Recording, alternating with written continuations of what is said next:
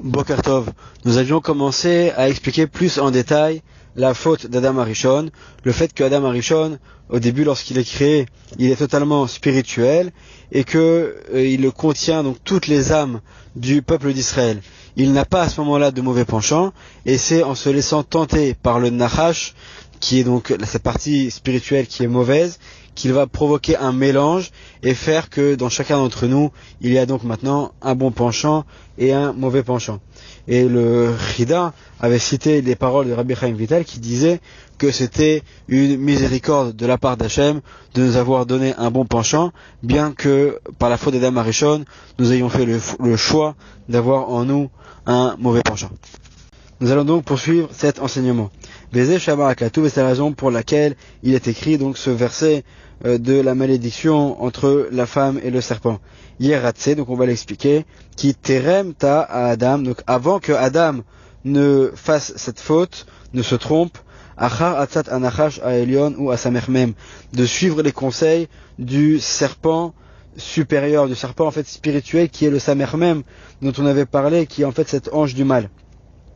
Lo nitan lo reshut lioto yetzara shalit ba'adam. Le yetzara n'avait pas la possibilité de dominer la personne. Alors apparemment, il en ressort ici des paroles de Rabbi Chaim Vital que le yetzara était peut-être dans la personne mais endormi. En tout cas, c'est comme si qu'il n'y a pas de yetzara. Et le Rabbi Chaim de Vologine, dans son livre Nefesh Chaim, dit clairement que avant la faute d'Adam Arishon, le Yetzer Hara est en dehors de la personne, et par la faute d'Adam, le Yetzer Hara, le mauvais penchant, va rentrer à l'intérieur de chacun d'entre nous. Donc les Oyev, Yelo, on va cacher la mytho, donc ce mauvais penchant qui va être en fait un ennemi à l'intérieur de lui et qui va tout faire pour lui provoquer une mort éternelle, de manière à ce qu'il s'éloigne du droit chemin. À l'aider, Moatsotav et Pitouyav, grâce à toutes ces paroles par lesquelles il va essayer de le faire tenter. Qui ani amarti Elohim atem uvne Elion kulechem, car je dis, donc c'est un verset qui dit que vous serez donc des personnes qui seront supérieures. Des ratziti lidmut etrem kemal achim kadishim elionim. Lorsque Hachem a créé l'homme, il voulait faire de nous des êtres qui sont supérieurs, qui sont totalement spirituels, qui ressemblent à des anges. She'en yetzer hara sholet ba'em, qui n'ont pas de mauvais penchants qui puissent les dominer. Achen Achar shenit pata à Adam batzat anachash, et c'est pour la raison pour laquelle, après que Adam ait suivi les conseils du Nachash, donc en fait, il nous dit ici que c'est en suivant ces mauvais conseils que va débuter donc la force du mauvais penchant en nous. Alder ze gamken Israël nit patu achar atzat anachash b'maaseh ha'egel. La même faute qu'a fait Adam Arishon va de nouveau être faite par les béné Israël au moment du don de la Torah. Donc pour comprendre ces paroles, il faut également introduire et expliquer qu'au moment du don de la Torah, les béné Israël arrivent à un tel niveau de sainteté, on dit ils sont au 49e niveau de pureté. Ils sont vraiment sur le point de redevenir spirituels et en fait ils ont fait totalement la réparation du monde, la réparation de la faute d'Adam Arishon. Et donc de nouveau, ils ont leur Yetzer Hara, comme c'était le cas pour Adam Arishon qui est à l'extérieur d'eux. Malheureusement, c'est 40 jours après le don de la Torah, en fautant avec la faute du veau d'or, qu'ils vont donc de nouveau redescendre de niveau et reprovoquer donc le même problème qu'il y avait eu à l'époque d'Adam et en redonnant de la force au mauvais penchant. Achen ki Adam temutun kumo sheira el Adam Arishon shenitan reshut el Yetzer Hara anikra mavet le'artio ועל ידי זה מת. גם אתם אשר אמרתי בליבי וחשבתי לתת לכם הלוחות מצד החירות, חירות ממלאך המוות ומיצר הרע. Lorsque les tables de la loi vont être données, dans le verset, il est écrit donc que les paroles des 10 commandements étaient gravées. Le mot charut, on peut le lire également Cherut, c'est-à-dire être libre. Par le fait de recevoir la Torah, les premières tables de la loi, cela nous aurait permis d'être totalement libérés du Yetzer Hara, de l'ange de la mort, de cet ange du mal, et de redevenir donc des êtres spirituels, éternels, comme était Adam Arishon. Mais malheureusement, à cause de la faute du veau d'or, donc finalement ça ne va pas avoir lieu, et au contraire, le Yetzer Hara va de nouveau rentrer dans chacun d'entre nous et nous allons rater donc cette possibilité qu'il y avait de faire la réparation de la faute d'Adam Arishon. Achen ata ki Adam temutun, donc maintenant comme l'homme, comme Adam en fait vous allez donc mourir. Kiken kara la Adam shemeaz va'ala eshlit et malach hamavet alav vehu hu ayetzer hara amartio tamid ad orido ela sheol. Donc tout le but du mauvais penchant est de provoquer la faute chez la personne de manière à le faire descendre dans l'enfer. Vegaramlo mita, et c'est à cause du Yetzirah, du mauvais penchant, qu'il a eu également la mort, ou le chol zaro acharav, pour l'homme et toute sa descendance après lui.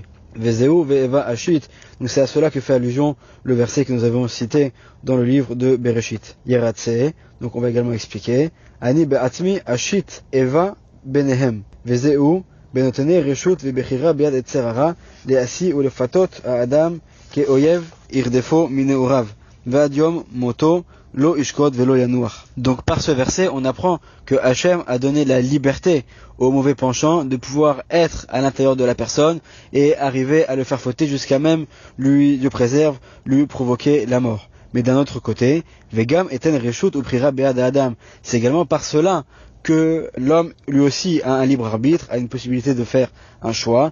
Ve'ashit eva beno le bencha sheishtadel al yede itzro atov le'apilecha mimatzavecha. De la même manière que l'un et également donc le mauvais penchant peut faire tomber la personne, également dans l'autre sens, l'homme a la possibilité de totalement dominer ce mauvais penchant et de ne pas tomber dans ces pièges et au contraire de pouvoir totalement l'exterminer. Et donc de ton statut, il va te détruire. Qui chez Zekam, Nofel. Lorsque l'un réussit, l'autre perd. C'est-à-dire qu'il n'y a pas de possibilité de trouver un juste milieu finalement où tous les deux sont gagnants. C'est soit l'homme va être gagnant et va dominer son mauvais penchant, soit c'est le mauvais penchant qui lui va dominer l'homme et va l'amener donc dans les pires situations. Besod ul'om mil'om yemat ha'amur be'Yaakov ve'Esav. De la même manière qu'on voit également que dans Yaakov ve'Esav, lorsque leur mère Rivka est enceinte, elle ne comprend pas pourquoi est-ce que lorsqu'elle approche d'un endroit de pureté, alors elle sent des coups dans son ventre, et lorsqu'elle approche d'un endroit d'idolâtrie, elle sent également des coups dans son ventre du bébé donc qui commence à bouger. Et elle a très peur en fait, alors, on pourrait déjà se poser la question de quoi est-ce qu'elle a peur. Elle a peur d'avoir une personne, un enfant, qui soit donc justement un peu des deux tendances. Et finalement, elle va être rassurée en entendant les paroles de Shem et Ever, donc Shem qui est le fils de Adam et Ever qui est l'un de ses descendants, qui vont la rassurer en lui disant « Ne t'inquiète pas, tu as en fait en toi, tu as deux nations qui vont naître, celle de Yaakov et celle de Esav. Ce sont deux nations qui en fait ne peuvent pas aller ensemble l'une avec l'autre. Il y a toujours soit une qui va être dominée et une dominante ou l'inverse. Hem ayetzerara vayetzeratov bederer sur sod kanoda leodechen. Et donc en fait, Yaakov et Esav font allusion au yetzerara et au yetzeratov, au bon et au mauvais penchant, en secret, en allusion pour les personnes qui connaissent les secrets de la Torah. Ce n'est pas pour rien que le Chida ici va donner cet exemple c'est Rabbi Chaim Vital, c'est rapporté par le Chida, qui donne cet exemple de Yaakov et Esav, puisque le Chida, dans un autre de ses livres, va nous révéler que, en fait, Yaakov est la réincarnation d'Adam Arishon, et Esav est la réincarnation du serpent. Et donc, en fait, de nouveau, il va y avoir cette confrontation, d'ailleurs on le voit bien,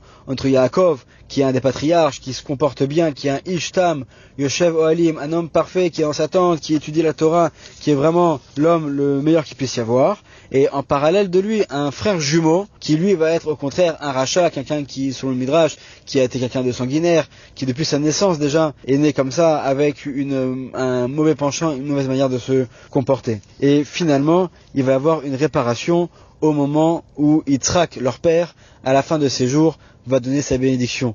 Et à ce moment-là, c'est Rivka qui va voir son fils Yaakov et qui lui dit « Mon fils, il faut que tu te déguises en Esav et que Bemirma, avec ruse, tu prennes les brachot qui lui sont destinés. » Pourquoi avec ruse ? Parce que de la même manière que le serpent, c'est-à-dire Esav dans sa précédente vie, a été rusé avec Yaakov, qui en fait était Adam, alors pour faire une réparation, il va falloir aussi récupérer une bénédiction en utilisant la ruse. Le serpent avait provoqué la malédiction, et là Yaakov, dans cette réincarnation-là, va devoir provoquer la bénédiction qu'il va recevoir de son père. Et lorsque Yaakov a peur, et a peur au contraire on voit qu'il a très peur de provoquer au contraire une malédiction sur lui. À ce moment-là, Rivka, qui est le Gigoul, en fait, la réincarnation de Chava, va lui dire Allah qu'il est la terre bénie, sur moi sont tes malédictions. Elle fait allusion en fait, en tant que Chava, aux malédictions de leur précédente vie, dans laquelle elle a également provoqué toutes ces malédictions avec le serpent, etc. Et donc là, cette fois-ci, elle aussi, elle est prête à prendre ce risque-là sur elle pour pouvoir faire cette réparation par l'intermédiaire de son fils Yaakov. Et donc finalement, on voit qu'il va y avoir un début de réparation qui va être fait donc par Yaakov grâce à Rivka, en recevant les bénédictions de son père Yitzhak. Et finalement, on va voir également bien plus tard que cela, à un autre endroit dans le Talmud, on voit que Rabbi Yehuda Hanassi, ce sage qui a écrit la Mishnah, il va constamment avoir un général romain qui va venir, qui s'appelle Antoninos, qui va venir pour étudier en secret la Torah avec lui. Et également, on nous révèle nos sages que, en vérité, Rabbi Yehuda Hanassi est la réincarnation de Yaakov et la réincarnation de Adam Arishon, et c'est Antoninos, ce romain, qui est lui la réincarnation du Nachash, du serpent de Esav, et qui là va être totalement soumis à Yaakov, comme ce qu'il aurait pu être éventuellement dans sa précédente vie, et à ce moment-là, donc il va y avoir une véritable réparation qui va pouvoir se faire. Bezrat Hashem, qu'on puisse toujours comprendre les secrets de la Torah et arriver à continuer, Bezrat Hashem, à nous élever spirituellement et à recevoir la bracha d'Hashem dans tout ce que nous entreprenons. Amen, Amen, Shefa bracha v'atzlacha.